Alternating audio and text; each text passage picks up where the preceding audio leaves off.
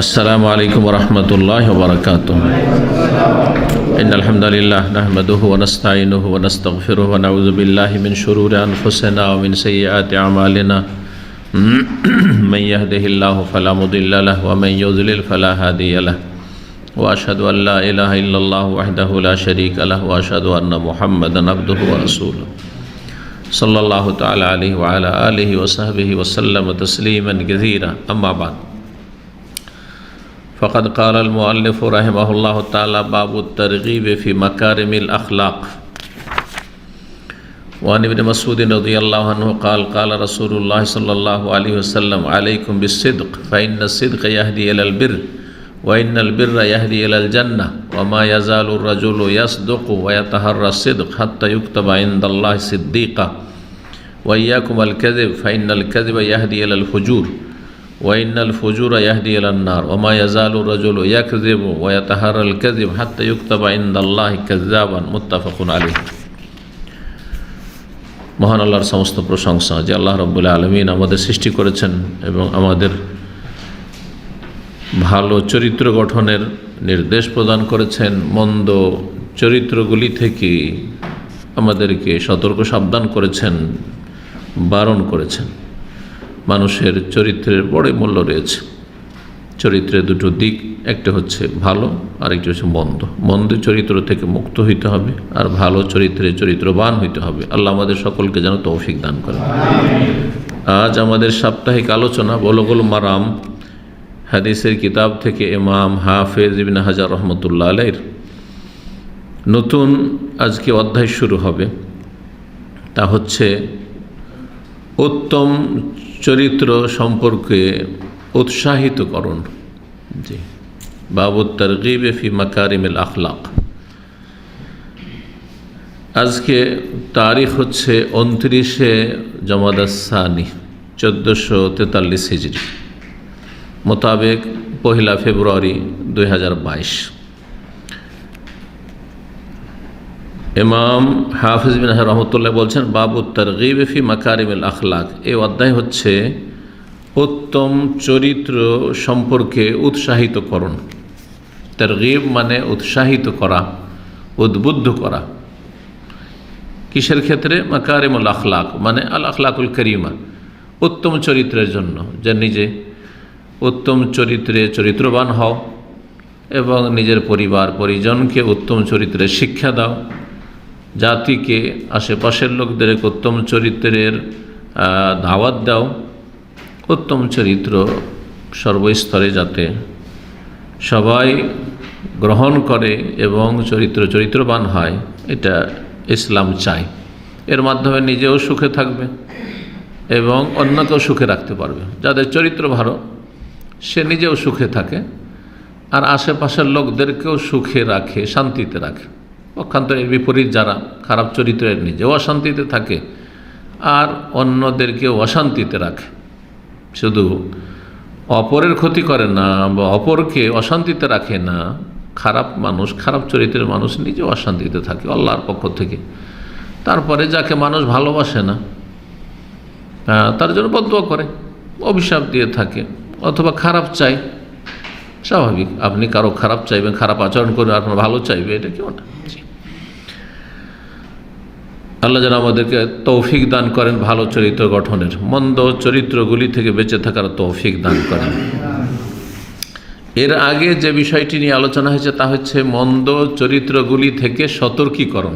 সেটা ছিল খারাপ চরিত্রগুলি থেকে সতর্কীকরণ। এর ওপর মাশাআল্লাহ এই হাদিসগুলি আমি 14টি পর্বে আলোচনা করেছি। বিস্তারিত আখলাক চরিত্র যে খারাপ যেগুলি, সেগুলি সম্পর্কে আলোচনা হয়েছে। এত লম্বা আলোচনা আখলাক চরিত্র সম্পর্কে খুব কমই আছে। আমি ভালো এবং মন্দ সব চরিত্র মিলে অনেক আগে, আজকে থেকে হয়তো 8-10 বছর আগে আলোচনা করেছিলাম।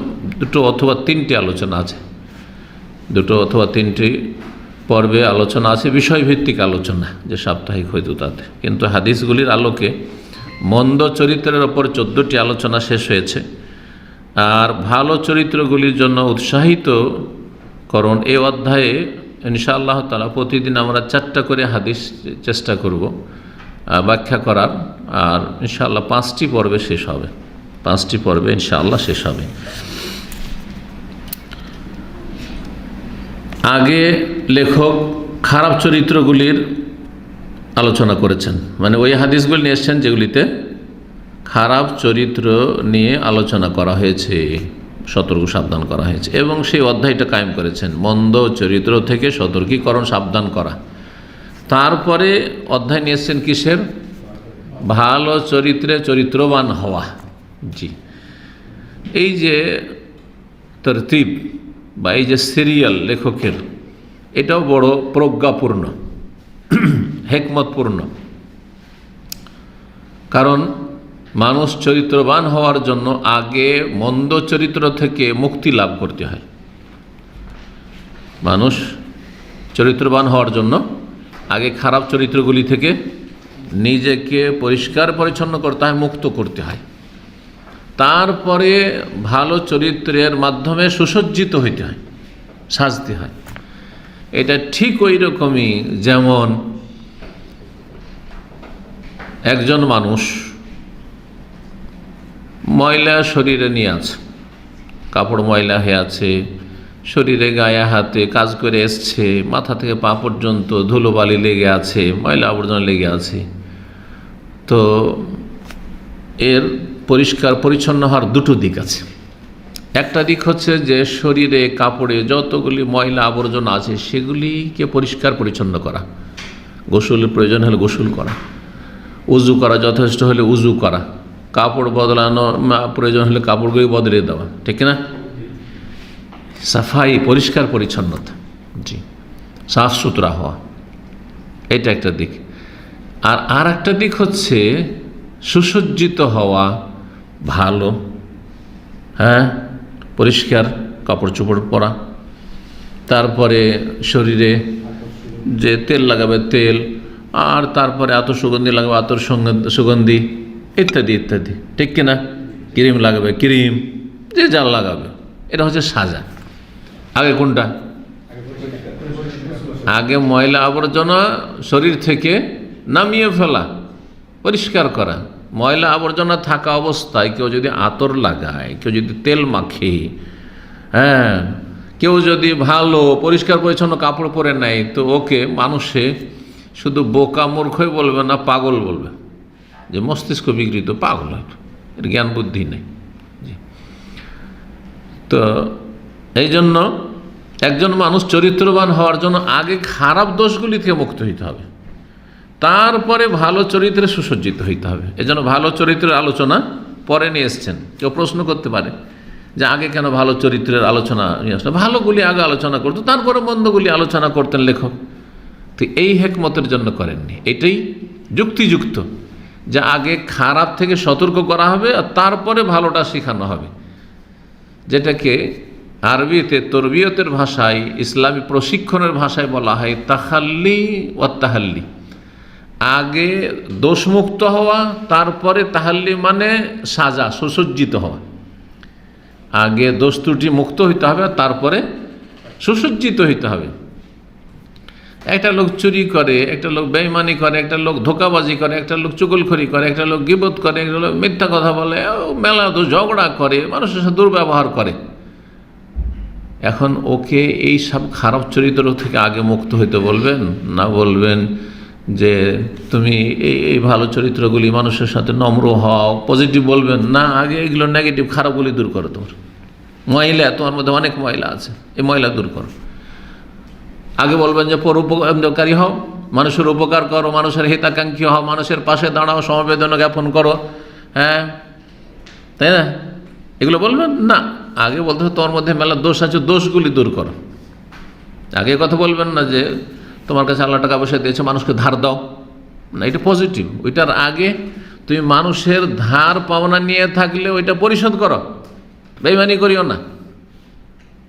জি, মানুষের পাওনা তোমার কাছে যদি বাকি থাকে সেগুলো আদায় করো, মানুষের হক নষ্ট করে সেগুলো আগে হক আদায় করো, তারপরে তখন তুমি কার উপকার করতে পারবে না পারবে সেটা পরের বিষয়, সেটা ফরজ না সুন্নত পর্যায়ে আছে সেটা দেখতে হবে। তোমার খুব কাছের লোক, বাপ মা, হ্যাঁ, ছেলে মেয়ে স্ত্রী, আপনার ভাই বোন, তো সেই ক্ষেত্রে হয়তো ওয়াজিব ফরজ হবে। অথবা জরুরি বিষয়ে খরচ করা, কিন্তু বাকিটা নফল। তো নফল কাজের আগে তোমার মধ্যে ময়লা আবর্জনা আছে, এগুলো থেকে কি করতে হবে? আগে পরিষ্কার পরিচ্ছন্ন হইতে হবে। জি, আগে মুক্ত হওয়া, তারপর সুসজ্জিত হওয়া। আগে পরিষ্কার পরিচ্ছন্ন হওয়া, দোষমুক্ত হওয়া, তারপরে সুসজ্জিত হওয়া। আর এই শিক্ষাই কিন্তু ইসলামের প্রথম কালিমায় দেওয়া হয়েছে। দুটো অংশ রয়েছে, লা ইলাহা আর ইল্লাল্লাহ। আগে এই কথা শেখানো হয়নি যে আল্লাহর ইবাদত করো তারপরে শিরিক করিও না, বরং বলা হয়েছে লা ইলাহা, ইলাহ নেই, দেবদেবীর পূজা নেই, মাজার পূজা নেই, গাছের পূজা নেই, কথা বোঝা গেছে? পাথরের পূজা নেই, হ্যাঁ, নদী নালার পূজা নেই, গঙ্গা যমুনার পূজা নেই, কোনো পূজা নেই, পীর পূজা নেই, শিরিক নেই, বেদাত নেই, পাপ নেই। লা ইলাহা, আল্লাহর ইবাদত এর হুকুম হওয়ার আগে এলাহ নেই, আগে না করো। মগজে ঢুকে আছে বড় পীর, মায়ের পেটে 18 পারা কোরআন মুখস্থ করেছে, বড় পীর অসাধারণ ক্ষমতা রাখে, মরেও মরে না, আল্লাহর ওলিরা দিতে পারে, এসব শিরকি কুফরি নিয়ে তোমার জিকির করে লাভ নেই, তবে নামাজ পড়ে লাভ নেই, তোমার হজ যাকাত করেও লাভ নেই, জি, কোনো লাভ নেই, দান সাদকা করেও লাভ নেই। আগে লা ইলাহা, বাতিলকে মুছে ফেলো। এটা হচ্ছে কি? তাখাল্লি, মুক্ত হওয়া, শিরক মুক্ত হওয়া। তাখাল্লি, খালি করো আগে, জি। তারপরে তাহাল্লি, সাজো। কি দিয়ে সাজবে? ইল্লাল্লাহ, আল্লাহর ইবাদত করে সাজো। আগে শিরক কুফরি মুক্ত হও, দরগা দুর্গা পূজা মুক্ত হও, তারপরে সলাৎ পড়ো। এই সলাৎ পড়া হচ্ছে সাজা, জি, বোঝা গেছে? জি হ্যাঁ, আল্লাহ যেন তৌফিক দান করে। প্রথম হাদিস 1326 নম্বর হাদিস, আব্দুল্লাহ মাসউদ রাদিয়াল্লাহু তাআলা আনহু থেকে বর্ণিত। তিনি বলেন, রাসূলুল্লাহ সাল্লাল্লাহু আলাইহি ওয়াসাল্লাম, আলাইকুম বিসিদক, তোমরা সততাকে আঁকড়ে ধরো। আলাইকুম মানে ইলজামু, জি, ইসিম ফেল, আরবি গ্রামারে বলা এটাকে। সততাকে ধারণ করো, শক্ত করে ধরো। সততা এমনভাবে ধরবে যে সততা তোমার হাত ছাড়া না হয়ে যায়। তোমার কথাতে সততা, চলাফেরাতে সততা, চাল চলনে সততা, পজিটিভিটি, এটা হচ্ছে কি? সাজা। আর মুক্ত হইতে হবে কি থেকে? মিথ্যা বলা থেকে, মিথ্যা আচরণ থেকে। খারাপ দোষ হচ্ছে মিথ্যাচার করা, মিথ্যা আচরণ করা। সে আল্লাহর ক্ষেত্রে হোক, দিনের ক্ষেত্রে হোক, দুনিয়ার ক্ষেত্রে হোক, চলাফেরার ক্ষেত্রে হোক, পরিবারে হোক, সমাজে হোক, বন্ধুবান্ধবের সাথে হোক, মিথ্যা বর্জন করে। এটা হচ্ছে দোষমুক্ত হওয়া। তারপরে সুসজ্জিত হবে কিসের মাধ্যমে? সততার মাধ্যমে। আলাইকুম বিসিদক, তোমার সততা আঁকড়ে ধর, কারণ এর ইহকাল পরকালে বহুমুখী উপকারিতা রয়েছে। ফাইন্না সিদকা ইয়াহদি ইলাল বির, কারণ সততা মানুষকে সার্বিক কল্যাণের দিকে বা নেকির দিকে রাস্তা দেখায়। মানুষের মধ্যে যখন সততা চলে আসে তখন নেকির রাস্তা দেখায়, বহু নেকির রাস্তা দেখায়। বীর, সমস্ত নেকির কাজ, সমস্ত নেকির কাজকে বীর বলা হয় কোরআনের ভাষায়। যে এই জন্য এই সুন্দর শব্দটি পিতামাতার ক্ষেত্রে আল্লাহ প্রয়োগ করেছেন। বিরুল ওয়ালিদাইন আর এহসান, এই দুটো শব্দ কোরআনে কারিমে। অবিল ওয়ালিদাইন এহসান এসছে, আর রাসূলুল্লাহ সাল্লাল্লাহু আলাইহি ওয়াসাল্লামের হাদিসে রয়েছে বিরুল ওয়ালিদাইন। জি হ্যাঁ, জি।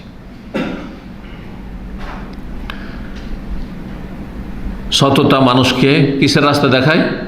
নেকির রাস্তা দেখায়। কিন্তু মিথ্যা যখন মানুষ বলে, একটা মিথ্যা ঢাকার জন্য কয়েক মিথ্যা বলতে হয় না? দেখবেন পরীক্ষা করে, মানে মিথ্যা বলে আবার পরীক্ষা করে দেখিয়েন না, কিন্তু বাস্তবে একটা মিথ্যা বললেন, আর ওই মিথ্যার জন্য আবার আর একটা প্রশ্ন যখন করলো, তখন আরে তুই এটা দিয়ে তো আর এক মিথ্যা বলতে হবে, নাহলে ঢাকা যাবে না, ঠিক না? আর সত্য কথা বললে ব্যাস এক কথায় শেষ। ওয়াইনাল বিররা ইয়াহদি ইলাল জান্নাহ, আর নেকি, যাতে সার্বিক নেকি রয়েছে, নেকি জান্নাতের রাস্তা দেখায়, জান্নাতের দিকে নিয়ে যায়। সততা নেকির দিকে নিয়ে যায়, আর নেকি জান্নাতের দিকে নিয়ে যায়। ওমা ইয়াজালুর রাজুলু, আর মানুষ সর্বদা ইয়াসদুকু, সত্য কথা বলতে থাকে। যেই মানুষের স্বভাব হয়ে গেছে, মজ্জাগত বিষয়, তার প্রাকৃতিক বিষয় হয়ে গেছে তার, যে সত্য বলবেও, সত্য ছাড়া মিথ্যার মুখ দিয়ে আসবেই না। এটা ধীরে ধীরে অভ্যাস হয়ে যায়। যখন সারা জীবন সত্য বলে অভ্যাস, হঠাৎ করে যদি সামনে মিথ্যার সম্মুখীন হন, বলতে পারবেন না আপনি, যাক আমার ক্ষতি হোক তবু আমি বলবো না। বলছে মানুষ সর্বদা সত্য কথা বলতে থাকে, এটা এমন অভ্যাসে দাঁড়িয়ে যাবে তাহার রাস্তির, এবং সততা তলাশ করতে থাকে, সততার রাস্তা তলাশ করতে থাকে। আমি এমন জায়গায় চাকরি করবো যেখানে মিথ্যা বলতে হয়, আমি এমন লোকের সাথে চলবোই না যেখানে আমার মিথ্যার আচরণে বাধ্য হইতে হয়, হ্যাঁ, এমন জায়গায় যাবো না যেখানে মিথ্যার আশ্রয় নিতে হয়, যাবো না। আপনি খারাপ কিছু সোশ্যাল মিডিয়ায় দেখছেন, আর হঠাৎ করে আপনার আম্মা বা আব্বা যে টেলিফোন করেছে, রিসিভ করেছেন, কী করছিলেন, কি বলবেন? বলবেন যে ফিল্ম দেখছিলাম, খারাপ ছবি দেখছিলাম, হ্যাঁ, তো আপনি ওদিকে যাবেনই না। আপনি আপনার মধ্যে যদি সততা থাকে তা আপনি এই পাপ থেকে বেঁচে যাবেন। সত্য কথা বললে মানুষের দ্বারা পাপ হবে না সহজে। জি। আর সবচেয়ে বড় সত্যবাদী ওই ব্যক্তি, যে ব্যক্তি আল্লাহর সাথে সত্যবাদী, আর সিদক মা আল্লাহ, আল্লাহর সাথে সত্যবাদী, সে তার ইবাদত বন্দেগীতে, আল্লাহর গোলামিতে সে খুলুসিয়ত রাখে। আল্লাহর ভয়ে কাজ করি আমি, কেউ নেই, কেউ দেখে না, সেই জন্য আমি পাপ দেখবো, পাপ করব, এটা হইতেই পারে না। এটা হচ্ছে সিদক মা আল্লাহ। যে ব্যক্তি আল্লাহর সাথে সত্যবাদী, সে আল্লাহর সৃষ্টির সাথে সত্যবাদী। মানুষ সবসময় সত্য কথা বলতে থাকে এবং সততা তলাশ করতে থাকে। এইটা যদি তার অভ্যাসগত বিষয় হয়ে যায়, হাত্তা ইউকতাবা ইনদাল্লাহ সিদ্দিকা, তখন এমন একটা স্তরে সেই মানুষ পৌঁছে যায় যে তাকে আল্লাহর কাছে আমলনামাতে সিদ্দিক বলে লিখে নেওয়া হয়। সিদ্দিক, সিদ্দিক মানে মহাসত্যবাদী। যেমন আবু বকর সিদ্দিক রাদিয়াল্লাহু তাআলা আনহুর উপাধি পড়েছিল কি? সিদ্দিক। যেমন তেমন গুণ নয়, চরম সত্যবাদী। জি, সত্যবাদী, জীবনেও মিথ্যার কাছে আসে না, মিথ্যার আশ্রয় নেয় না। অনেকেই হয়তো এই বিষয়টা ভুল বুঝে বা বুঝে না যে আবু বকর সিদ্দিক রাদিয়াল্লাহু তাআলা আনহুর উপাধি ছিল সিদ্দিক বলে শুধু এই উম্মতের উনি সিদ্দিক না, সাহাবাইরা সবাই সিদ্দিক, সাহাবায়ে কেরামরা সবাই সিদ্দিক। তারপরে তাবেঈনদের যুগে যত ভালো যুগ ছিল তত বেশি সিদ্দিকদের সংখ্যা বেশি ছিল। আর যত যুগ চলে আসছে নবী সাল্লাল্লাহু আলাইহি ওয়াসাল্লামের জামানা থেকে দূরে, তত বেশি সত্যবাদীদের সংখ্যা কমে যাচ্ছে আর মিথ্যুকদের সংখ্যা বেড়ে যাচ্ছে। সুতরাং সিদ্দিক আজকাল, সাদেক পাওয়া মুশকিল, তো সিদ্দিক পাওয়া তো আরও মুশকিল, তাই না? তবে আছে, আল্লাহর বান্দা আছে, আল্লাহর পৃথিবী, আল্লাহর ভালো মানুষ অনেক আছে, আমাদের জানা থাক আর নাই থাক। এবং সিদ্দিক হওয়ার দরজাও খোলা আছে, সিদ্দিক হওয়ার দরজাও খোলা আছে। যেই ব্যক্তি তার অভ্যাস তৈরি করে নেবে যে আমি সত্য কথা বলবো, সেই ব্যক্তি হচ্ছে সিদ্দিক ইনশাআল্লাহ। আস্তে আস্তে আস্তে আল্লাহর কাছে সিদ্দিক বলে তাকে লিখে নেওয়া হবে যে এই লোক সিদ্দিক। জি। ওয়াইয়াকুম আল কাযিব, এবং তোমরা সাবধান, সতর্ক মিথ্যা থেকে। কাযিব এটা আরবিতে শুদ্ধ বেশি, কিন্তু কিজব বলা হয়। কিজবুন মানেও মিথ্যা আর কাযিবুন মানেও মিথ্যা, আর দুটোই আরবিতে জায়েজ, মানে আরবি ভাষাগত, এটা বলছি ভাষাগত বিষয়, দুটো উচ্চারণই জায়েজ। কিন্তু কোরআনে কারিমে কাযিব শব্দটি ব্যবহৃত হয়েছে, যার ফলে কোরআনে কারিম যেহেতু সবচেয়ে অলঙ্কারপূর্ণ আরবি ভাষার কিতাব এবং আল্লাহ রাব্বুল আলামিনের কালাম বিভিন্ন দিক থেকে অলঙ্কারপূর্ণ, সেই জন্য কোরআনে যেই শব্দটি যেইভাবে এসেছে সেইভাবে পড়াটা বেশি ভালো। ইউসুফ আলাইহিস সালামের কাহিনীতে রয়েছে জাউ আলা কামিসি বেদামিন কাযিব, তার সৎ ভাইয়েরা ইউসুফ আলাইহিস সালামের জামাতে রক্ত মাখিয়ে বাপের কাছে নিয়ে আসলো। বেদামিন কাযিব, মিথ্যা রক্ত। একটা দুম্বা ভেড়া ভেড়ি জবাই করে দিয়েছে আর সেই রক্ত মাখিয়ে দিয়েছে জামাতে, বলছে যে এই যে আকালাহ জেবু, নেকড়ে বাগে খেয়ে নিয়েছে। দেখেন এই যে জামাতে রক্ত লেগে আছে, ইউসুফ আলাইহিস সালামকে নেকড়ে বাগে খেয়ে নিয়েছে। কিন্তু বাপ তো বুঝে গেলেন, নেকড়ে বাগে খেলে কি জামাটা আপন অবস্থায় থাকবে? হ্যাঁ, না ছিন্ন ভিন্ন হয়ে যাবে, ছিঁড়ে যাবে? ছিঁড়া তো কিছু থাকবে, থাকবে না? কিন্তু কোনো লক্ষণ নেই, শুধু রক্ত লেগে আছে, এটা হইতেই পারে না। জি, যাই হোক, লম্বা কেসা, ওইদিকে আর যাচ্ছি না। বেদামিন কাযিব, কাযিব শব্দটি এসছে। ওয়াইয়াকুম আল কাযিব, সুতরাং মিথ্যা থেকে তোমরা, ওয়াইয়াকুম আল, তোমরা কি করো? মিথ্যা থেকে নিজেকে বাঁচিয়ে রাখো। ইয়াকুম মানে ইত্তাকু। জি, সব জায়গার ইয়াকা একরকম নয়, কিন্তু সূরা ফাতিহার ইয়াকা নাবুদু মানে তোমারই, ইয়াকা মানে তোমারই ইবাদত করি, ওয়া ইয়াকা নাস তোমার কাছেই সাহায্য কামনা করি। কিন্তু এই ইয়াকা হচ্ছে অন্য ইয়াকা। তো আরবিতে একই শব্দের ক্ষেত্র বিশেষে ভিন্ন ভিন্ন অর্থ রয়েছে। এখানে ইয়াকু মানে হচ্ছে ইত্তাকু বা ইজতানিবু, মানে বেঁচে থাকো, সতর্ক সাবধান থাকো, দূরে থাকো কিসের থেকে? ওয়াল কাযিব, মিথ্যা থেকে। কেন? ফাইনাল কাযিব ইয়াহদি ইলাল ফুজুর, কারণ মিথ্যা মানুষকে বিভিন্ন পাপের দিকে নিয়ে যায়। ফুজুর, ফুজুর মানে পাপ, এই জন্য পাপীকে ফাসেক ফাজের বলা।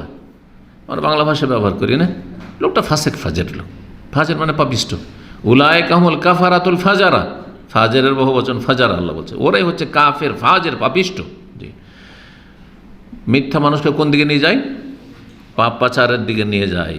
আর পাপাচার কোন দিকে নিয়ে যায়? ওয়াইনাল ফুজুরা ইয়াহদি ইলান নার, আর পাপাচার মানুষকে জাহান্নামের আগুনের দিকে নিয়ে যায়। ওমা ইয়াজালুর রাজুলু ইয়াকযিবু, আর কোনো মানুষ যখন সর্বদা অহরহ মিথ্যা বলতে থাকে, ওয়া তাহারাল কাযিব, আর মিথ্যাই তলাশ করে, যেখানে সেখানে মিথ্যা, যেখানে সেখানে মিথ্যা। মিথ্যা বলা এমন তার বদভ্যাসে দাঁড়িয়ে যায়, হাত্তা ইউকতাবা ইনদাল্লাহি কাযযাবান, আল্লাহর কাছে আমলনামাতে ওকে কাযযাব বলে লিখে নেওয়া হয়, যে লোকটি মিথ্যুক। ওর আমলনামাতে কাযযাব লেখা, অমুক কাযযাব লেখা থাকে। মুত্তাফাকুন আলাইহি, বুখারী মুসলিমের হাদিস। এই হাদিসে সততা নির্দেশ দেওয়া হয়েছে, এবং সততা মানুষকে কোন দিকে নিয়ে যায়? আল বীর, বীরের দিকে নিয়ে যায়। আর বীর বলা হয় জেমাউল খায়র, মানে যাতে সার্বিক কল্যাণ রয়েছে, সার্বিক কল্যাণ রয়েছে। যার মধ্যে বীর চলে এসছে মানে তার মধ্যে সব দিকেই কল্যাণ আছে।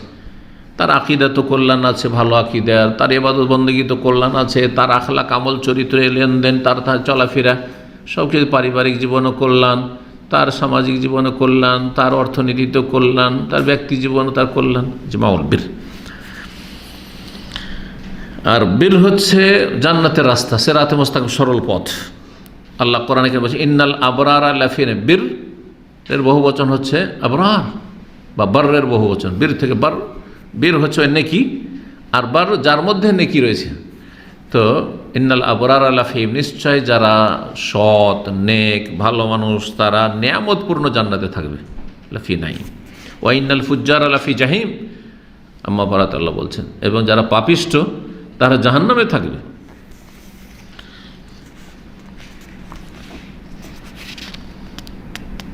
সততার বড়ই ফায়দা রয়েছে ইহকাল পরকালে। সবচেয়ে বড় কথা, আল্লাহ রাব্বের কাছে তার জন্য উত্তম প্রতিদান রয়েছে। পক্ষান্তরে মিথ্যা বলা হচ্ছে নিকৃষ্ট চরিত্র। আর যখন মানুষ অহরহ কথায় কাজে মিথ্যা বলতে থাকে, হ্যাঁ, মিথ্যার আশ্রয় নিতে থাকে, আল্লাহর কাছে সেই ব্যক্তি এত নিকৃষ্ট হয়ে যায় যে তাকে কাযযাব বলে লিখে নেওয়া হয়। এই হাদিস প্রমাণ করে যেমন সততার জন্য উৎসাহিত করা এবং সততার নির্দেশ, সত্যবাদী হওয়া ফরজ, ঠিক তেমনি মিথ্যা থেকে, মিথ্যাচারিতা থেকে সতর্ক সাবধান করা হয়েছে। কারণ মানুষকে তার মিথ্যা আচরণ পাপ পর্যন্ত পৌঁছায়, আর পাপ মানুষকে জাহান্নামের দিকে নিয়ে যায়। আল্লাহ রাব্বুল আলামিন যেন আমাদের হেফাজত করে। 1327 নম্বর হাদিস, ওয়ান আবি হুরায়রা রাদিয়াল্লাহু আনহু قال قال رسول الله صلى الله عليه وسلم إياكم والظن فإن الظن أكذب الحديث। বলছেন আবু হুরায়রা রাদিয়াল্লাহু তাআলা আনহু যে রাসূলুল্লাহ সাল্লাল্লাহু বলেছেন, ইয়্যাকুম ওয়াজ্জান, তোমরা নিজেদেরকে ধারণা থেকে বাঁচিয়ে রাখো। ধারণা থেকে, ধারণা করা, অনুমান করা কারো সম্পর্কে, ধারণা করে কথা বলে দাও, ধারণা ভিত্তিক কথা বলা। এই হাদিসে রয়েছে, কোরআনে কারিমে এই শিক্ষাই রয়েছে। কোরআনে কারিম সূরা হুজুরাতে, যেখানে সামাজিক যেসব খারাপ চরিত্র রয়েছে বা সমাজের সুসম্পর্কে যে অবনতি ঘটায় যেসব মন্দ চরিত্রগুলি, সেগুলি থেকে সতর্ক সাবধান করা হয়েছে। তার মধ্যে একটি হচ্ছে মানুষ সম্পর্কে অনুমান ভিত্তিক কথা বলা বা ধারণা ভিত্তিক কথা বলা। আল্লাহ রাব্বুল কোরআনে কারিমে ইরশাদ করেছেন সূরা হুজুরাতে 26 পারায়, ইয়া আইয়ুহাল্লাযীনা আমানু ইজতানিবু কাসীরাম মিনাজ-যন, হে ঈমানদারগণ, তোমরা বেশি বেশি অনুমান করা, ধারণা করা থেকে নিজেকে বাঁচিয়ে রাখো। আল্লাহ এখানে কাসীরাম মিনাজ-যন, বেশি বেশি ধারণা করা, তাহলে যেখানে সেখানে একটু ধারণা করে বসলেন, তো বোঝা যাচ্ছে যে কিছু কিছু ধারণা আছে সেগুলি করা যাবে, কোরআনের এই আয়াত দ্বারা বোঝা যায়, যদি হাদিসে এটা আসেনি।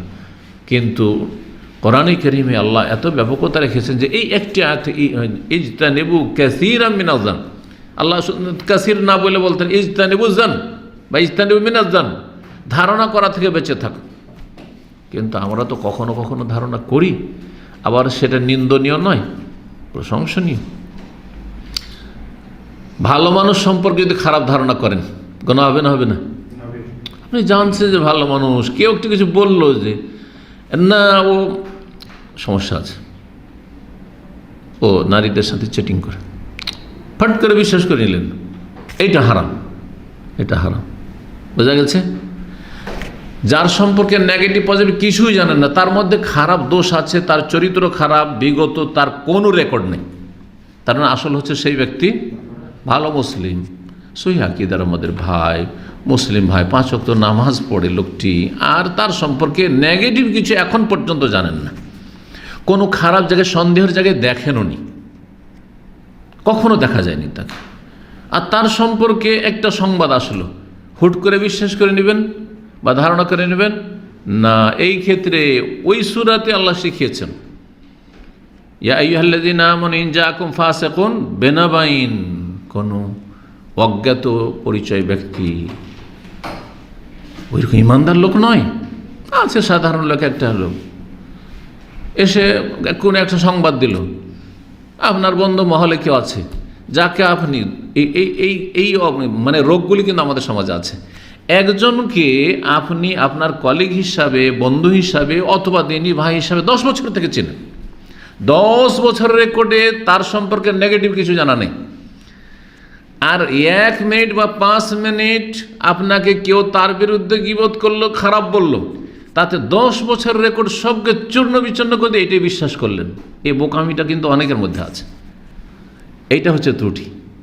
আপনি 10 বছরে চিনতে পারলেন আর 5 মিনিট আপনি ওকে খারাপ চিনে নিলেন, 10 বছরের রেকর্ড তাকে আপনার ভালো হিসাবে আপনি জানলেন না, আর আপনি 5 মিনিট ওর সম্পর্কে নেগেটিভ ধারণা করে নিলেন, এইটা জায়েজ নয়। কোন অপরিচিত লোক, পরিচিত, এমনি পরিচিত, মুখ পরিচিত, কিন্তু তার ঈমান তাকওয়া সম্পর্কে আপনার জানা নেই, বললো যে আরে অমুক খারাপ, যে কোনো খারাপ দোষ হোক না কেন বিশ্বাস করে নেবেন। আল্লাহ বলছেন না, ফাতাবাইয়ানু, তদন্ত করো, তদন্ত করতে বলেছে।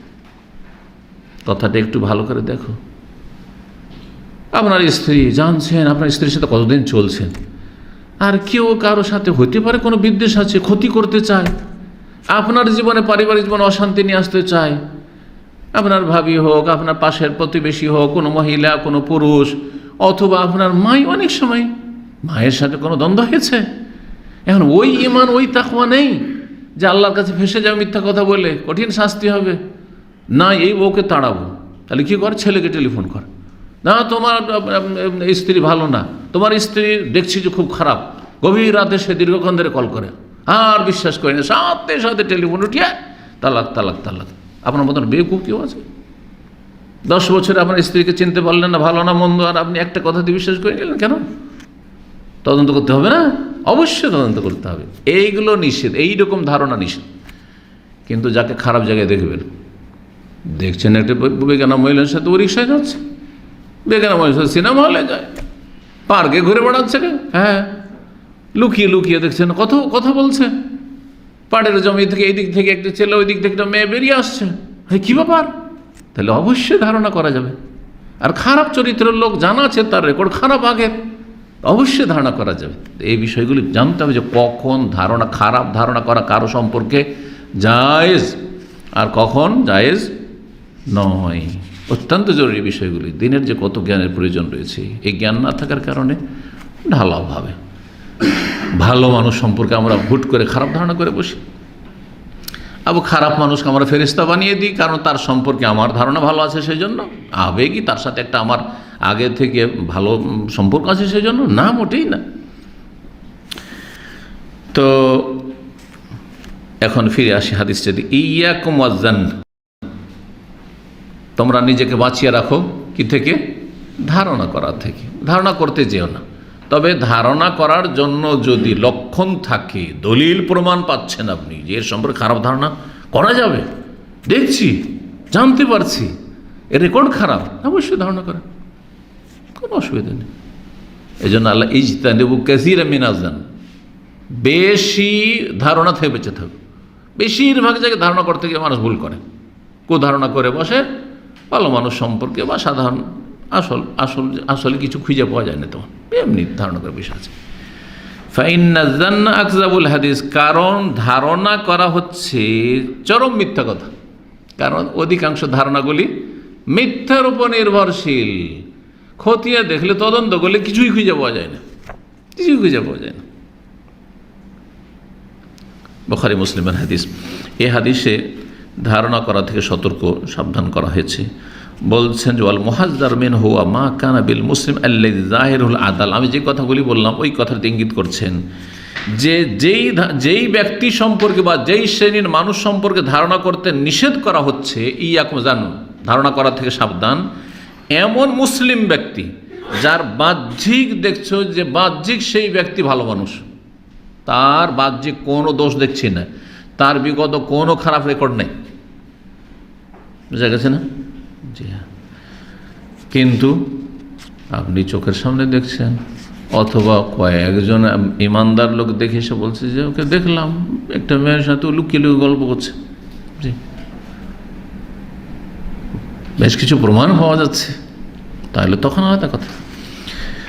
বলছেন যে ফাইন্না হাযা লা ইয়াজুজ জান্নাসু, এই মন্দ ধারণা করা, খারাপ ধারণা জায়েজ নয় এমন মুসলিম সম্পর্কে জাহিরুল আদালা, যার বাহ্যিক অবস্থা হচ্ছে ভিতরের মালিক আল্লাহ, আপনাকে আমাকে দায়িত্ব দেওয়া হয়নি, বাহ্যিক তার সম্পর্কে আমাদের কাছে কোনো ব্যাড রিপোর্ট নেই, আর আমাদের কাছে কোনো দলিল প্রমাণ নেই।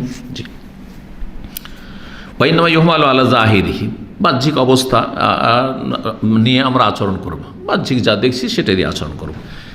এটা ইমামতির ক্ষেত্রেও, কারণ অনেক ভাইরা বাড়াবাড়ি করে, হ্যাঁ আমাদের মহল্লার ইমাম হচ্ছে আপনার এই তাবিজ টাবিজ করে, অমুক করে তো তমুক করে, বা অমুক মজহাবের হ্যাঁ তবলিগপন্থী, কথা বোঝা গেছে, তার পিছনে নামাজ হবে কি না, বলছে নামাজ হবে না, চরমপন্থী নামাজ হবে না। কেন নামাজ হবে না? ওদের মধ্যে যে তবলিগীদের মধ্যে যে মেলা বেদাত আছে, শিরকি আকিদা ওদের কেতাবে আছে, কেতাবে শিরকি আকিদা আছে, কিন্তু এই লোকের মগজে আছে কিনা এটা তো জানতে হবে। আপনি কি করে জানবেন? কেতাবে থাকলেই যে হতে পারে তার অতি ভক্তির কারণে এত বড় শাইখুল হাদিস না কি শিরক লিখতে পারে, আমি কি বুঝি, কিন্তু সে এগুলো সমর্থন করে না, তাহলে কি করে বড় শিরকি আপনি ঢালা হবে? না না না, ওদের পিছনে নামাজ হবে না। যখন আপনি সে ইমামের কাছে শুনবেন যে আল্লাহর ওলিরা দিতে পারে, আল্লাহর ওলিরা কলব থেকে কলবে এলেম দিতে পারে, তখন তো বড় শিরক করে, এর পিছনে নামাজ হবে না। কিন্তু সেই ব্যক্তি তবলিগি, সেই ব্যক্তি অমুক, সেই ব্যক্তি এই মধ্যে বেদাত আছে, ওই বেদাতি দলের লোক, সেই জন্য তার পিছনে নামাজ হবে না। না না না, এই খারাপ ধারণা করা। যেমন আসল হচ্ছে যে মুসলিমের আসল হচ্ছে তৌহিদ, মুসলিমের আসল হচ্ছে যে তৌহিদ, আর যদি বেদাতও থাকে তো সেই ব্যক্তি কাফের নয়, মুশরিক নয়, যে বেদাতের কারণে সে ইসলাম থেকে বহিষ্কার হয়ে যাবে, তার পিছনে সালাত হবে না। জি, তারপরে বলছে ওয়াম্মাজ্জান্নু বিআসহাবির রাইব, ধারণা করা এমন ব্যক্তি সম্পর্কে যাকে সন্দেহের জায়গায় দেখছেন, সন্দেহের জায়গায় দেখছেন, কলেজের ইউনিভার্সিটিতে পড়ে ও গার্লফ্রেন্ড রাখে, আর বলবে যে না না না সন্দেহ করা যাবে না, বলবেন নাকি? বাড়িতে ঢোকার চেষ্টা করে, অনেক আত্মীয়দের মধ্যে যুবকরা আছে, ছেলেরা আছে, বাড়িতে ঢোকার চেষ্টা করে, ঢোকা তো কোনো ব্যাপার না, কারণ আমাদের দেশে তো পর্দা কোথায়, ওই সারি পর্দা তো খুবই কম আছে। আশেপাশের লোকের জন্য আত্মীয়, চাচাতো ভাই, মামাতো ভাই, খালাতো ভাই, ফুফাতো ভাই, এগুলো তো পর্দাই নেই, দেবর ভাসুর পর্দাই নেই, দুলা ভাই পর্দাই নেই, কিচ্ছু নেই। এখন বাড়িতে আসে, আর আসলেই ও গিয়ে ভিতরে ঢুকবে, বাবির ঘরে ঢুকবে, না ও শালির ঘরে ঢুকবে, স্ত্রীবাদী শালির ঘরে ঢুকবে। ও যে না না না, খারাপ ধারণা করা যায় না, আরে এসছে বেড়াতে এসছে, না শালির ঘরে না ঢুকলো, হ্যাঁ অবিবাহিতা শালি তার ঘরে ঢুকলো, খারাপ ধারণা করার জন্য। অবশ্যই ধারণা করবো, কেন মহিলার ঘরে ঢুকবে? শ্বশুর আছে, শাশুড়ি আছে, তার ঘরে বসো, তার সাথে কথা বলো, বুঝতে পারছেন না? জি হ্যাঁ। তো বলছেন যে যারা সন্দেহভাজন এবং ফাসিক, ওদের কাছে হালাল হারাম কিছু নেই। স্ত্রী তো আমার ঘরে আছে, স্ত্রী শ্বশুর একটু শালির সাথে গল্প করে নি, এই চরিত্রের লোক কিন্তু আমাদের অধিকাংশ। তাহলে অবশ্যই তাদের সম্পর্কে সন্দেহ করবেন এবং তাদের থেকে সতর্ক থাকবেন। জি, তাই এখানে যে সন্দেহ করতে বা অনুমান করতে নিষেধ করা হয়েছে বা ধারণা করতে, সেটা যারা সন্দেহভাজন খারাপ লোক তাদের সম্পর্কে নয়, ভালো মানুষ সম্পর্কে। জি, 1328 নম্বর হাদিস। ওয়ান আবি সাঈদ খুদরি রাদিয়াল্লাহু আনহু, আবু সাঈদ খুদরি রাদিয়াল্লাহু তাআলা আনহু থেকে বর্ণিত, তিনি বলেন, ক্বালা রাসূলুল্লাহ সাল্লাল্লাহু আলাইহি ওয়াসাল্লাম বলেছেন, ইয়্যাকুম আল জুলুস আলা তুরুকাত, তোমরা সাবধান রাস্তায় বসা হতে, রাস্তার পাশে বসে থাকবে না। তাহলে একটি খারাপ চরিত্র হচ্ছে, খারাপ আচরণ হচ্ছে রাস্তায় বসে থাকা। যদি রাস্তায় বসে থেকে আপনি পাপ না করেন তো হারাম নয়, অপছন্দনীয়, মাকরুহ তানজিহ। তাহলে এখানে একটা হুকুম জানলাম যে রাস্তার পাশে তাহলে বসা যাবে না। গ্রাম অঞ্চলে কিন্তু প্রায় মানুষই রাস্তার পাশে বসে থাকে। উঠান, আপনারা কি বলেন, বাড়ির বাইরে যে আপনার খোলা জায়গা থাকে, যেখানে ধান টান শুকাইতে দিল, ধান টান মারলো কৃষকরা, ওইটা উঠান। উঠান তো আবার আঙিনা বাড়ির ভিতরে থাকে, ওইটা একটা উঠান থাকে, আর একটা হচ্ছে বাইরের উঠান। কি বলেন এটাকে? খোলা যেখানে করে আপনার ওই যে বললাম যে আপনার করে ধান টান মারায়, সেই জন্য খোলা। আলমহিম বাড়ির বাইরে রাস্তার পাশে বসা থাকে, এটা আমাদের দেশের মানুষদের অভ্যাস। জি, তো রাস্তার পাশে বসার প্রয়োজন আছে কিনা, প্রথম কথা প্রয়োজন আছে কিনা। প্রয়োজন আছে। বাড়ির মধ্যে সবসময় বসে থাকা সম্ভব নয়, হয়তো একটু বাইরে হাওয়া খেতে হবে, হয়তো বাড়িতে সংকীর্ণ জায়গা, অথবা বাড়িতে মহিলা মেহমান এসছে, বাড়িতে বসা মুশকিল, বাইরে বসতে হবে। তারপরে রাস্তার পাশে বসে আপনি কোনো পাপে জড়িয়ে যাচ্ছেন না তো, পাপ থেকে বেঁচে থাকতে হবে। রাস্তার পাশে বসে থেকে রাস্তা দিয়ে যারা পথচারী তাদেরকে কষ্ট দিচ্ছেন না তো, কোনো রকমের মানসিক, শারীরিক, কথার দ্বারা, কাজের দ্বারা, আচরণ দ্বারা কষ্ট দিচ্ছেন না তো। এই সমস্ত শর্তগুলি যদি ঠিক থাকে, যে কাউকে কষ্ট দেন না, আপনাদের সেখানে বসে থাকার জন্য কারো কষ্ট হয় না, তাহলে ঠিক আছে। আর আজকাল তো মহিলারা বেশিরভাগই বেপরদা বেহায়া চলছে, আর ওই দিকে শুধু তাকাইতে আছেন, যত মহিলা রাস্তা দিয়ে যাও, এই দিক দিয়ে শুরু করে ওই দিক দিয়ে দেখতে আছেন, তাহলে হারাম কষ্টকে এরকম বসে থাকা জায়েজ না। এই সমস্ত পাপ থেকে যতগুলি পাপের দিক আছে সেগুলি থেকে যদি বেঁচে থাকেন আর প্রয়োজন থাকে রাস্তার পাশে বসার, তো জায়েজ। এই জন্য মাকরুহ তানজিহ। কখন হারাম হবে? যখন হারামে জড়াবেন তখন হারাম হবে। আপনার চোখ দিয়ে হারাম করছেন, আপনার কথার দ্বারা ক্রিটিসাইজ করছেন। আমাদের সে লোকেরা এরকম করে, যে কোনো একটা লোক হেঁটে গেল, তাহলে ওইটা একটা টপিক হয়ে গেল, এই লোকটা এইরকম, তো এই লোকটা এইরকম, এই লোকটা এইরকম। আর প্রশংসা করলে তো একটু ভালোই ছিল, কিন্তু প্রশংসা তো কমই লোকের করা হয়। কি করে? এর মধ্যে এই দোষ আছে, আর এর মধ্যে এই দোষ আছে, এর পরিবারের সমস্যা আছে, এদের এইরকম ভাই ঝগড়া দ্বন্দ্ব, এইগুলি একটা টপিক হয়ে গেল, হারাম। তাহলে নবী সাল্লাল্লাহু আলাইহি ওয়াসাল্লাম সুবহানাল্লাহ শুধু ইবাদত শিখাইতে আসেননি, শুধু আকীদা শিখাইতে আসেননি।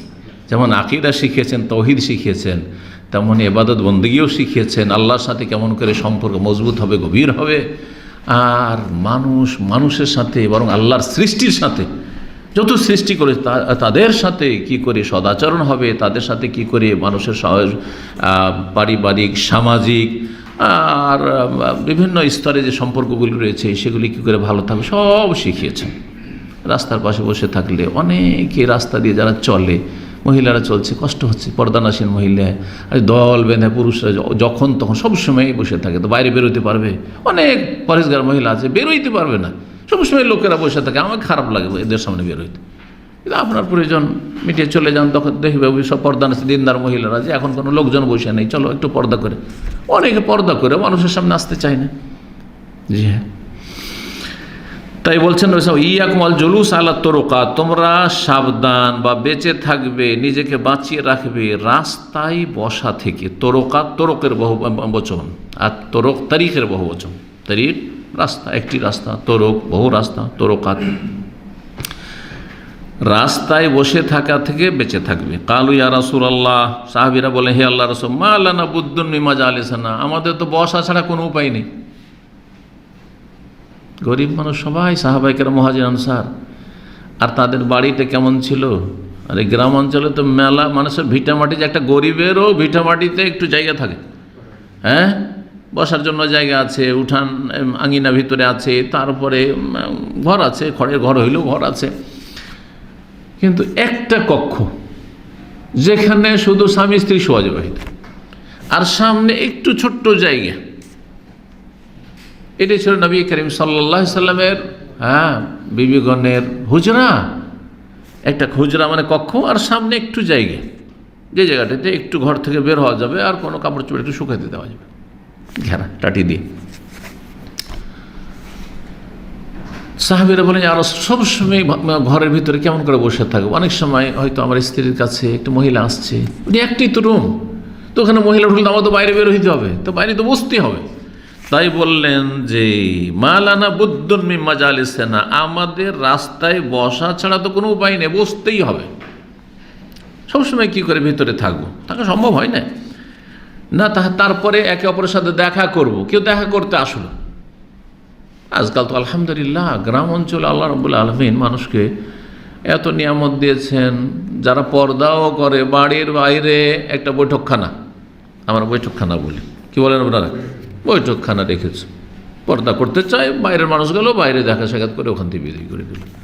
ভিতরেও যদি কয়েকটা রুম রাখে, আর প্রয়োজন আছে ভিতরে নেওয়ার, তাহলে স্ত্রী বা মা বোনেরা আছে, ওদেরকে বলে তোমরা রুমে রুমে ঢুকে যাও, তোমরা একটা রুমে ঢুকে যাও, আমি এই রুমে মেহমান নিয়ে আসছি, একটু খাওয়া দাওয়া করাবো, অথবা প্রয়োজন আছে তাকে ভিতরে নিয়ে আসলেন।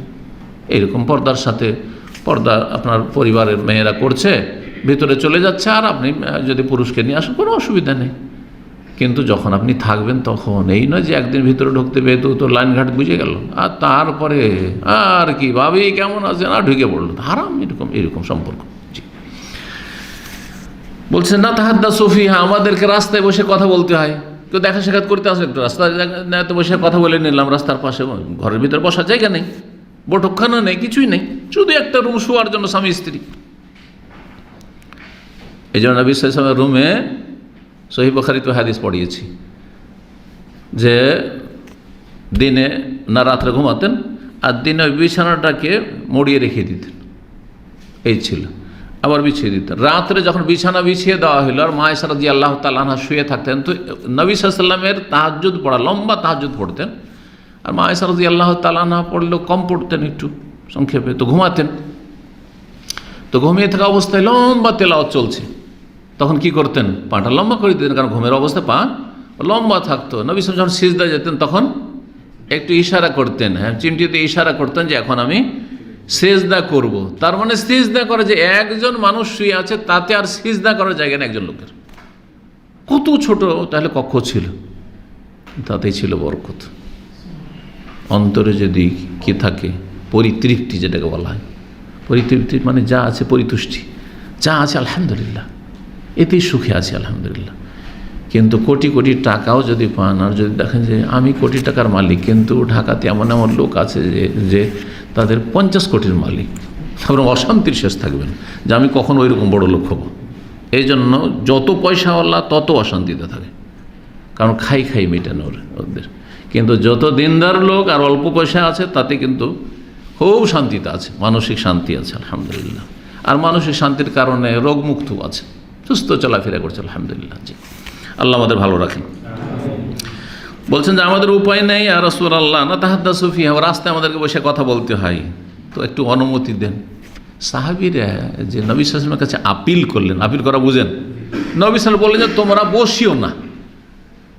তো সাহাবীরা তাহলে অবশ্যই বুঝে গেছেন যে বসিও না যে বলছেন এটা হারাম করার উদ্দেশ্য নাই, কারণ হারাম যদি হইতো তার ওপর সাহাবীরা আপিল করতেন না যে হারামকে জায়েজ করে নেব নবী সাল্লাল্লাহু কাছে, এটা কখনো না।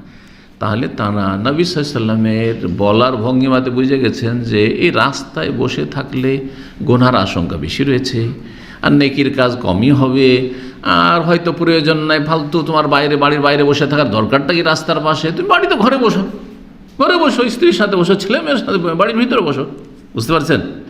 সাহাবীরা বুঝেছেন যে অবকাশ আছে অনুমতি চাওয়ার, আপিল করার। সেই জন্য বলছেন, ইয়া রাসূলুল্লাহ, আমাদের তো প্রয়োজন, তো কোনো রাস্তা নেই যে আমরা বসবো জায়েজ করার, মানে জায়েজ হওয়ার বিশেষ অবস্থায়। তখন নবী সাল্লাল্লাহু আলাইহি ওয়াসাল্লাম বলছেন, ফাম্মা ইজা আবাইতুম, যখন তোমরা বিষয়টিকে অস্বীকার করছো, মানে তোমরা পুরোপুরি বসবেই না একবারে কখনো রাস্তার পাশে, এটা মেনে নিতে পারছো না, মানে সম্ভব হচ্ছে না তোমাদের জন্য সম্ভব হচ্ছে না। মাঝে মাঝে দোস্ত বন্ধু দেখা সাক্ষাৎ আসবে, ভাইয়েরা দেখা সাক্ষাৎ করতে আসবে, মুসলিম ভাইয়েরা, তাদের সাথে কথা বলতে হয়, বসতে হয় রাস্তার পাশে কখনো। যখন এটা অস্বীকার করছে যে এইভাবে তো সম্ভব না, কারণ আমাদের তো উপায় নেই, বসতেই হয় আমাদেরকে, তাহলে কিছু শর্ত আছে। শর্ত হচ্ছে রাস্তার হক আদায় করো, রাস্তার হক আদায় করো। বলছেন ফাতুত তারিক হাক্কাহু, রাস্তার হক আদায় করো, রাস্তার হক প্রদান করো। রাস্তার হক আবার কি হয়? সাহাবীরা বলছেন কালু আমা হাক্কাহু, রাস্তার হক আবার কি, রাস্তার অধিকার আবার কি, প্রাপ্য কি?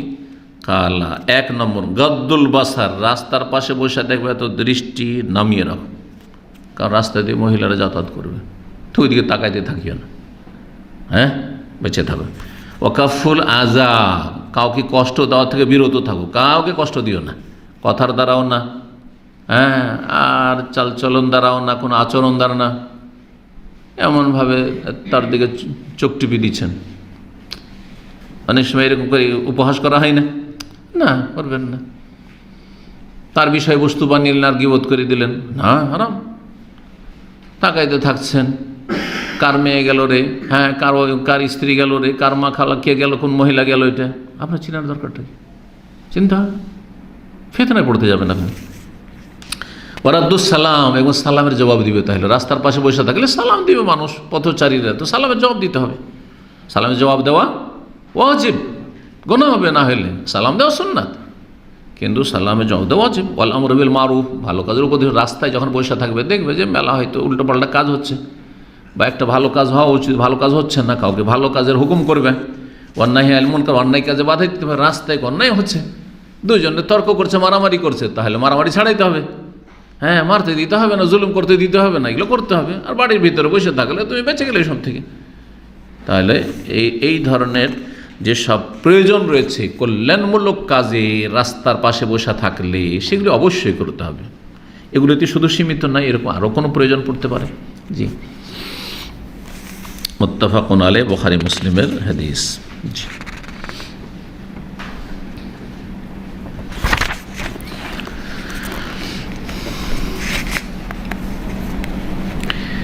এছাড়াও যারা রাস্তার পাশে বসবেন আরও বেশ কিছু কাজ করবেন, 2-4টা কাজ আরও বলি, গুরুত্বপূর্ণ এই কাজগুলি। রাস্তার পাশে বসে থাকলে অনেক মানুষ আসে যারা রাস্তা চেনে না, এসে জিজ্ঞাসা করছে যে ভাই অমুকের বাড়ি কোথায়, বলতে হবে না, হবে না? জানে না, বলছে জানি না, চলবে? হ্যাঁ, তুমি খুঁজে নাও, গুনাহ হবে। রাস্তা দেখাইতে হবে আপনাকে, ইরশাদুস সাবিল, রাস্তা দেখাইতে হবে। আজকাল গাড়ির ক্ষেত্রে একটু ভুলের কারণে কোথা থেকে কোথায় চলে যেতে হবে, যাবে বেচারা খবর, এদিক দিয়ে রাস্তা দেখেন, সোজা এই রাস্তাতে চলে যেতে, যদি বলছে এদিকে দেখিয়ে দে, কোথায় কোথায় গিয়ে ফেঁসে যাবে, ঠিক না? তো রাস্তা দেখাইতে হবে। যদি কোনো অসহায় ব্যক্তি থাকে, রাস্তায় দেখছেন অসহায়, দুর্গতির শেষ নাই, তাহলে সাহায্য করতে হবে, সাহায্য করতে হবে। মজলুম, কারণ জুলুম অত্যাচার হচ্ছে, মারধর হচ্ছে, মারতে দিতে হবে না, জুলুম থেকে রক্ষা করতে হবে। এইরকমই কারো কাছে বোঝা আছে, এমন বোঝা যে বোঝা উঠাইতে পারে না তার বাহনের ওপর, তাহলে বোঝাগুলো উঠিয়ে দিতে হবে, ইত্যাদি ইত্যাদি। রাস্তার পাশে বসতে কেন নিষেধ করা হয়েছে? রহস্য কি? রহস্য হচ্ছে ফিতনা থেকে যেন বেঁচে থাকতে পারেন। ফিতনার আশঙ্কা, বিভিন্ন ফিতনা হইতে পারে, বিভিন্ন পাপে মানুষ জড়িয়ে যেতে পারে, জবানের পাপ হইতে পারে, অথবা চোখের পাপ। চোখের পাপ স্বাভাবিক, কারণ মানুষের আল্লাহ রাব্বুল আলামিন পুরুষের নারীর দিকে একটা আকর্ষণ দিয়েছে। যতই ভালো মানুষ হন, যতই স্ত্রী থাক না কেন, কম আর বেশি আকর্ষণ আছে। কিছু যদি না হয় তো একবার একটা মহিলা যাচ্ছে, অন্তরে তো আসবে একটা মহিলা যাচ্ছে। বাড়ির ভিতরে থাকলে অন্তর সাফ, বাড়ির ভিতরে আলহামদুলিল্লাহ আপনার হুর আছে, আপনার স্ত্রী আছে, ওই নিয়ে ব্যস্ত আছেন আপনি। কিন্তু বাইরে বসে থাকলে তখন ওই তুলনা শুরু হবে যে আর যদি মহিলা যদি চেহারা খোলা থাকে, আপনার স্ত্রীর চাইতে যদি সুন্দরী হয়, তাহলে আপনার অন্তর কখনো কেড়ে নিতে পারে, ফিতনায় পড়ে যেতে পারে না। জি, যেমন পুরুষদের আকর্ষণ আছে মহিলাদের, তো মহিলাদেরও পুরুষদের আকর্ষণ আছে, তাদেরও আকর্ষণ আছে, সেও ফিতনায় পড়তে পারে। স্মার্ট একটা যুবক ছেলে বসে আছে রাস্তার পাশে, ওকে দেখে একটা ছেলে পাগল, মানে একটা মেয়ে পাগল হয় না? আরে কত মেয়ে পাগল হয়ে যাচ্ছে, ও মেয়েই পাগল, ছেলে অত পাগল না যত মেয়ে পাগল, কখনো কখনো এরকম ঘটে যায়। জি, এগুলো থেকে বাঁচিয়ে রাখার জন্য, তারপরে আল্লাহর হক নষ্ট না হয়, মানুষের হক নষ্ট না হয়, মানুষের হক আদায় করা হয়। জি, কিন্তু বাড়িতে বসে থাকলে এইসব ঝামেলা ছিল না, বাড়ির ভিতরে আছেন, তারপরে যত বাইরে যাবেন তত ঝামেলা, ভিতরে থাকলে নিরাপদ। আজকাল ফিতনার যুগে দেখেন গ্রাম অঞ্চল শহর চাইতে ভালো। জি, এই যত বিক্ষোভ আর মারামারি আর এই জ্বালাও পোড়াও আর অবরোধ করো, এগুলো শহরে বেশি। গ্রামের লোকেরা সাদা সিধা খাই দায় ব্যাস। জি, যদিও গ্রামগুলিও আজকাল মানে গ্রামেও ফিতনা শুরু হয়েছে, খুব ফিতনা। গ্রামে এমন এমন কিছু রোগ রয়েছে, ফিতনা রয়েছে, যেগুলি অনেকে শহরে থেকে বেঁচে থাকতে পারছে। গ্রামে দিন শিখার কোনো ব্যবস্থা নেই, শহরে হয়তো দিন শিখার দিন চর্চা আছে, আলেমদেরকে পাচ্ছে, সেখানে শিখতে পারছে, দার্সে বসতে পারছে। যদি এগুলো থাকে তো ভালো। এক কথায় যেখানে থাকেন ভালো অবস্থায় থাকতে হবে, এটাই হচ্ছে উদ্দেশ্য। 1329 নম্বর হাদিস, ওয়ান মাউইয়া রাদিয়াল্লাহু আনহু قال قال رسول الله صلى الله عليه وسلم من يريد الله به خيرا يفقهه في الدين متفق عليه। এই হাদিসগুলি সবগুলি বুখারী মুসলিমের, যে তিনটে হাদিস এর আগে সবগুলি বুখারী মুসলিমের। জি, হয়তো বলতে ভুলে গেছি। তো এখন আজকের দার্সের 4 নম্বর হাদিস, মুআবিয়া রাদিয়াল্লাহু তাআলা আনহু থেকে বর্ণিত। মুআবিয়া বিন আবি সুফিয়ান রাদিয়াল্লাহু তাআলা আনহু, জি, তার থেকেও কিছু হাদিস বর্ণিত হয়েছে। তিনি একসময় খলিফা হয়েছে, দীর্ঘ 20 বছর খলিফা থেকেছেন। তিনি বলছেন কালা রাসূলুল্লাহ রাসূলুল্লাহ বলেছেন, মাই ইউরিদিল্লাহু বিহি খায়রান, যার সাথে আল্লাহ কল্যাণের ইচ্ছা করেন, মঙ্গলের ইচ্ছা করেন, ভালাই চান যার, ইউফাক্কিহু ফিদ্দিন, তাকে দ্বীনের জ্ঞান দান করেন, দ্বীনের পাণ্ডিত্য দান করেন। মুত্তাফাকুন আলাইহি, বুখারী মুসলিমের হাদিস। তাহলে যেই জ্ঞানের প্রশংসা রয়েছে কোরআনে বা হাদিসে, যেই জ্ঞানের যেই ইলমের ফজিলত রয়েছে, সেটা হচ্ছে ইউফাক্কিহু ফিদ্দীন, দ্বীনি ইলম। কারণ কিছু কিছু আজকালকার বক্তারা আছে যারা মানে যুগের সাথে তাল মিলিয়ে তারা বক্তব্য করে, যুগের সাথে তাল মিলিয়ে তারা ইসলামী আলোচনা করে, যার ফলে তারা দ্বীনের শিক্ষা দুনিয়ার শিক্ষা সবকে একাকার করে দিয়েছে। আর যেই আয়াত হাদিসগুলিতে ইলমের ফজিলত রয়েছে, সেই ইলমের ফজিলতকে সায়েন্স, টেকনোলজি, কম্পিউটার আর আপনার ইঞ্জিনিয়ারিং আর আপনার ডাক্তারি, অমুক তমুক দুনিয়ার শিক্ষার ওপর, কেউ আর্টস পড়ছে, কেউ বাংলা ভাষা পড়ছে, কেউ উর্দু ভাষা পড়ছে, সব কিছুর ওপর ফিট করে দিচ্ছে। মোটেই না, এই হাদিসের দলিল ইউফাক্কিহু, আল্লাহ যার সাথে মঙ্গলের ইচ্ছা করেছেন তাকে কি শিক্ষা দেন? দ্বীনের জ্ঞান দান করেন। এ কথা বলেননি যে তাকে দিন দুনিয়ার জ্ঞান দেন, এটা বলেছেন। তাহলে কাউকে যদি আল্লাহ ডাক্তার করেন, কাউকে যদি ইঞ্জিনিয়ার করেন, ভালো, ঠিক আছে, দুনিয়া শিখুক দিন ঠিক রেখে, কিন্তু তার সাথে আল্লাহ বড় মঙ্গল করেছেন এই কথা নাই। কিন্তু যাকে দ্বীনের জ্ঞান দান করেছেন তার সাথে আল্লাহ রাব্বুল আলামিন কল্যাণের ইচ্ছা করেছেন, ভালোর ইচ্ছা করেছেন। এই হাদিসটিকে আরেকটি ক্ষেত্রে আমি ফিট করছি। আমরা অনেকে চেষ্টা করি যে সবগুলি ছেলেকে আলেম হাফেজ বানাবো। অনেক আছেন, ভালো মানুষ আছেন, কিন্তু যেমন আমার আব্বা রাহিমাহুল্লাহ তাআলা, আব্বা আম্মা একমত। আবার অনেক জায়গায় তো স্বামী স্ত্রীতে এরকম চলে, স্বামী বলছে যে আলেম বানাবো, হাফেজ বানাবো, আর স্ত্রী বলছে না আমি স্কুলে পড়াবো। অথবা এর বিপরীতটা, স্ত্রী বলছে যে আমি মাদ্রাসায় পড়াবো, আলেম বানাবো, আর স্বামী বলছে না তোমার ওইসব মৌলবাদী কথা চলবে না, আমি ডাক্তার, ইঞ্জিনিয়ার, জেনারেল পড়াবো। বড় ওই অশান্তিতে আছে, এইরকম পরিবারগুলি বড় অশান্তিতে আছে। অনেক পুরানো জামানার ঘটনা, একজন বড় আলেম ছিলেন, নাম বলবো না, বড় আলেম শেখুল হাদিস, তার একটি ছেলেকেও আলেম বানায়নি। তো রহস্যটা জানার চেষ্টা করা হলে কি ব্যাপার, উনি এত বড় আলেম ছিলেন আর একটি ছেলেকে আলেম বানালেন না। তো দেখা গেল যে ওর স্ত্রী সারা জীবন বিরোধিতা করেছে। যখনই বলতো যে মাদ্রাসায় দেবো, বলছে না আমি দেবো না, ঝগড়া লাগিয়ে দিত বাড়িতে। আর ঝগড়াতে গিয়ে অপারগ হয়ে যেত বেচারা। আলেম মানুষ হলো অনেক সময় দুর্দান্ত স্ত্রী থাকলে ওর কাছে জব্দ হয়ে যেতে হয়, পারা যায় না, কী করবে? কারণ ছেলে স্বাভাবিক প্রাকৃতিকভাবে ছেলে মায়ের সাথ দেয়, বাপের সাথ দিবে না। যদি বাপ মায়ের ঝগড়া হয়, কার সাথ দিবে? যতই অন্যায় করুক মা, ও মায়ের দিকে যাবে। কথা বুঝছেন না? যার ফলে সাকসেস হতে পারে, চেষ্টা করেছে বেচারা, আল্লাহ মাফ করেন। এমন আমি আমাদের দিনী বোনদেরকে জানি যারা এমন জালেম স্বামী, বেদিন স্বামীর পাল্লাতে পড়েছে, নালায়ক স্বামীর পাল্লাতে পড়েছে। তার বড় উচ্চ শিক্ষিত, বড় বড় ফ্যামিলি, প্রভাবশালী ফ্যামিলি তারা। সুবহানাল্লাহ, তারা ডাক্তার, স্পেশালিস্ট। চাই যে ছেলেদেরকে, মেয়েদেরকে হাফেজা বানাবো, আর মাদ্রাসা পড়াবো, ছেলেকে আলেম বানাবো। অথচ তারা গরিব মানুষ না। কারণ আমাদের দেশে তো গরিবরাই মাদ্রাসায় পড়ায়, আর ধনীরা তো মনে করে যে আমাদের তো টাকা আছে, আমরা ডাক্তার ইঞ্জিনিয়ার বানাবো, আমরা কেন এই ফকিরে বিদ্যা পড়াবো, তাই না? কিন্তু না, মাশাআল্লাহ, আলেম বানাবো, আমি মদিনা ইউনিভার্সিটিতে পড়াবো। স্বামী কোরআন নিয়ে যদি ছেলেকে বসে দেখে তো স্ত্রীর ওপর নির্যাতন শুরু করে দেয় যে এই আমার ছেলেকে মৌলবাদী বানাবি না তুই। আউযুবিল্লাহ, আল্লাহ এদের অনিষ্ট থেকে হেফাজত করেন আমাদের এই মা বোনদেরকে। এরকম আছে, যার ফলে সম্ভব হয় না। অনেক সময় বাপ মা একমত হয়ে আলেম বানাবার চেষ্টা করেছে, সবগুলিকে আলেম আর হাফেজ বানাবার চেষ্টা করেছে, কিন্তু দু চারটা হইল, একটা দুটা হইল না।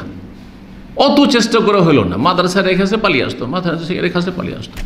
আমরা 9 ভাইকে আলেম বানাবার চেষ্টা করেছি, 9 ভাইকে, আর সবগুলি মাদ্রাসা ফারিক মাশাআল্লাহ, তার মানে 3 জন মদিনা থেকে, আর বাকিগুলো দেশের আলেম। কথা বুঝছেন? কিন্তু 9 নম্বরটাকে এত চেষ্টা করে পারা যায়নি আলেম বানাবার। রেখে আসলে পালিয়ে আসতো, প্রথম দিকে বাড়ি পালিয়ে আসতো, বাড়ি এসে দেখলো যে এখানে উপায় নেই, বারবারও এবার রেখে আসে, তখন ওই মামাদের বাড়ি পালিয়ে যায়। মামাদের বাড়ি তো আমাদের বাড়ি আসেনি, মাদ্রাসায় অন্যায় গেছে কোথায়, মামাদের বাড়ি ওখান থেকে ধরে নিয়ে এসে যখন করা হয়, তখন দেখলো যে না, এখানেও তো ধরে নিয়ে চলে যাচ্ছে, আর মাদ্রাসায় ঢোকাচ্ছে, তো কত এরকম করবো। তখন কোন খালার বাড়ি চলে যায়, কখনো ফুফুর বাড়ি চলে যায়, ও তলাশ করতে গিয়ে এক টেনশন যে কী হইলো না হইলো, কোথায় আছে আল্লাহ জানে, তাই না? তো এই করতে করতে শেষে কঠিন অবস্থা। আমি সৌদি আরব আর তখন মদিনায় সম্ভবত, অথবা তারপরে, তো আর আব্বা দুর্বল হয়ে যাচ্ছেন, বয়স হয়ে গেছে, আর কত দৌড়াদৌড়ি করবে, আর ওকে আলেম বানানো গেল না। ওকে কি করবে? আমি বাড়িতে থাকবো, আমি স্কুলে পড়ব। ওই কলেজটা শেষ করলো, আর তারপরে ব্যাস বিয়ে শাদি করে ব্যবসা বাণিজ্য। দেখেন হাদিসটাকে ফিট করেন আপনি। এইরকম যে কোনো পরিবারে দেখবেন, মাইয়ুরিদিল্লাহ হবে খায়রান, যার সাথে আল্লাহ কল্যাণের ইচ্ছা করেন, ভালাইয়ের ইচ্ছা করেছেন, আল্লাহ আমার ভালো চেয়েছেন। ইউফাক্কিহু ফিদ, যদি দিনের আল্লাহ ফিকহি দিয়ে থাকে, দিনের জ্ঞান দান করে থাকেন। পক্ষান্তরে আমার ব্যাপারে, আমার মামা বংশ গোটাটা, আর আমার বড় চাচা সবচেয়ে বেশি শিক্ষিত বাপ চাচাদের মধ্যে, দেওবন্দ থেকে পড়া এক সময়, কিন্তু ধ্যান ধারণা চেঞ্জ হয়ে যায় দেওবন্দ পড়ার পরে। মাদ্রাসা পড়াবো না, ছেলে মেয়েকে মাদ্রাসা পড়ায়নি, বড় বড় অফিসার বানিয়েছে, আর অনেক কিছু দুনিয়ার ক্ষেত্রে। আমার আব্বা সবগুলি পড়াবে। আমার আব্বার সাথে আমার বড় চাচার আর আমার মামাদের যুদ্ধ চলত, যে এই ছেলে ব্রেনি ছেলে, একে ডাক্তার বানাবো। ওরা বলতো একে স্কুল কলেজে পড়াবো, ভালো ভালো পড়াবো, এইগুলো পড়াবো। আমার চাচা আমাকে কত চেষ্টা করেছে, যাওয়া ভর্তি আমি খরচ দেবো। আল্লাহ যদি ওই সময় টিকিয়ে না রাখতো, তাহলে কোথা থেকে কোথায় চলে যেতাম, না এই জগতের হইতাম, না ওই জগতের হইতাম। হয়তো ডাক্তার ইঞ্জিনিয়ারও ওইরকম ভালো হইতে পারতাম না, আর আলেম হওয়াটা থেকে তো বঞ্চিতই হয়ে যেতাম। কিন্তু আল্লাহ আমার সাথে কল্যাণের ইচ্ছা করেন, আলহামদুলিল্লাহ। আমি খুব আল্লাহ শুকরিয়া আদায় করি যে আমার বাপের কথা থেকে এদিক ওদিক বিভ্রান্ত হয়নি, ওই থেকেছি। আব্বা বলছে যে স্কুলে পড়াবো না, স্কুল থেকে বের করলো, প্রাইমারি থেকে, আর হাই স্কুলের মুখ দেখতে দেবো না। ই আল্লাহ, চলো চাই। বুঝতে পেরেছেন? মাইয়ুরিদিল্লাহ বিহি খায়রান, যার সাথে আল্লাহ কল্যাণের ইচ্ছা করেছেন, ভালাইয়ের ইচ্ছা করেছেন, ইউফাক্কিহু ফিদ্দীন, তাকে দিনের জ্ঞান দিয়ে থাকেন। যদি কেউ দিনের জ্ঞান হাসিল করেন, আপনাদেরও ফিট করেন। এখানে শতকরা কয়জন এসে দিন শিখছে ইসলামী সেন্টার, অথচ প্রতিটি শহরে কয়েকটা করে ইসলামী সেন্টার আছে। রিয়াদের মতো শহরে 25টার বেশি ইসলামিক সেন্টার আছে, দাম্মাম খবর মিলে 5টা 7টা ইসলামিক সেন্টার আছে। কয়জন লোক বাংলা ভাষী এসে বা অন্য ভাষী, কয়জন শতকরা একজন হবে না যে ইসলাম শিখছে। আল্লাহ আপনাদের সাথে কল্যাণের ইচ্ছা করেছেন, যে দিনের জ্ঞান অর্জনের তৌফিক দান করেছেন এই শ্রমের সাথে সাথে। শ্রমিক কিন্তু শ্রমের সাথে সাথে যে জ্ঞান শেখার সৌভাগ্য দিয়েছেন, আলহামদুলিল্লাহ। কিন্তু যদি আপনাদেরকে কেউ তুচ্ছ তাচ্ছিল্য করে, সে হচ্ছে মূর্খ, সে হচ্ছে জাহেল, তার দিন সম্পর্কে কোনো জ্ঞান নেই এবং দিনে এলমের কোনো কদর নেই এবং দিনে এলম শিখার যে কোনো বয়স নেই, আয়ু নেই, এই জ্ঞান পর্যন্ত নেই। সাহাবায়ে কেরামরা বুড়ো হয়ে গেছে, দাড়ি সাদা হয়ে গেছে, 70-80 বছর বয়স হয়ে গেছে, কেন দিন শিখেননি? ওইভাবে শিখেছেন যেমন যুবকরা এসে শিখেছে রাসূলুল্লাহ সাল্লাল্লাহু আলাইহি ওয়াসাল্লামের কাছে। এই সুযোগ তো সৌদি সরকার হাফেজ আহমুল্লাহ করে দিয়েছে এখানে ইসলামিক সেন্টারের মাধ্যমে। এই ইসলামিক সেন্টারগুলি না থাকলে আর এখানে বাংলা ভাষী দায়ী না থাকলে আপনাদের কোথায় শেখার সুযোগ হতো?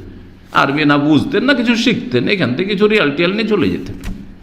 আল্লাহ আপনাদের সাথে ভালোর ইচ্ছা করেছেন, সেই জন্য আপনাদেরকে দিনের জ্ঞান অর্জনের সুযোগ করে দিয়েছেন, তৌফিক দিয়েছেন, মন মানসিকতা দিয়েছেন। মনে করবেন যে আল্লাহ আপনার সাথে কি করেছেন? ভালাই করেছেন, মঙ্গল করেছেন। সুবহানাল্লাহ। এগুলো এই বিষয়গুলি যখন নিজের অনুভূতি তিনি আসবেন, হাড়ে হাড়ে টের পাবেন, তখন আল্লাহর শুকরিয়া আদায় করবেন যে এই দেশ থেকে মানুষ টাকা নিয়ে গেছে বেদিন হয়ে, এখনও বেনামাজি আছে, এখনও শিরকি কুফরি আকীদা, ওই পীরপন্থী মাজারপন্থী হয়ে আছে, কত এরকম আছে, এখনও নাস্তিক হয়ে আছে, আরব দেশ থেকে টাকা পয়সা বহু নিয়ে গেছে। কিন্তু আলহামদুলিল্লাহ আমি শুধু ধার্মিক হইনি, আমি তৌহিদবাদী। তৌহিদ শিখেছি, সুন্নত শিখেছি, শিরক জেনেছি, বেদাত জেনেছি, গুমরাহি বুঝতে পেরেছি, কোনগুলো ফিরকা গুমরা ফিরকা, কোনটা ফিরকা হচ্ছে নাজাত প্রাপ্ত ফিরকা, সব জানতে পেরেছি আলহামদুলিল্লাহ। কোনটা জান্নাতের রাস্তা, কোনগুলি জাহান্নামের রাস্তা, আলহামদুলিল্লাহ। আল্লাহ শুকরিয়া আদায় করবেন, এটা সবচেয়ে বড় নিয়ামত। অত্যন্ত গুরুত্বপূর্ণ এই হাদিসটি। জি, তো দিনের জ্ঞানের ফজিলত রয়েছে। দুনিয়ার জ্ঞানকে আমরা একেবারে অবহেলা করি না, তবে দুনিয়ার জ্ঞানের ফজিলতের ওপর, দুনিয়ার বিদ্যার ফজিলতে আপনি এই আয়াত হাদিস ফিট করবেন না। দুনিয়ার বিদ্যা ফার্জে কেফায়া, মানে মুসলিম সমাজের কিছু লোককে উচ্চ শিক্ষায় শিক্ষিত হইতে হবে, ডাক্তার হইতে হবে, ইঞ্জিনিয়ার হইতে হবে, দুনিয়ার বিভিন্ন সাবজেক্টগুলি পড়তে হবে, সায়েন্স টেকনোলজি পড়তে হবে, কারণ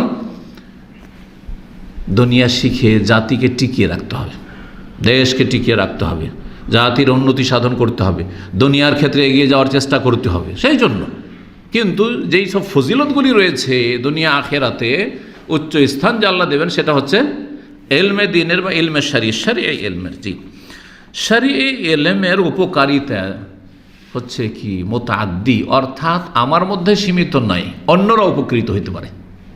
পক্ষান্তরে আমলের ফায়দা যেই ব্যক্তি আমল করে তার মধ্যে সীমিত। আপনারা গিয়ে যদি এখন সারা রাত তাহাজ্জুদ পড়েন, ওই ফায়দাটা কে পাবে? আপনারা যে পড়লেন সেই পেলেন, আর কেউ পেল?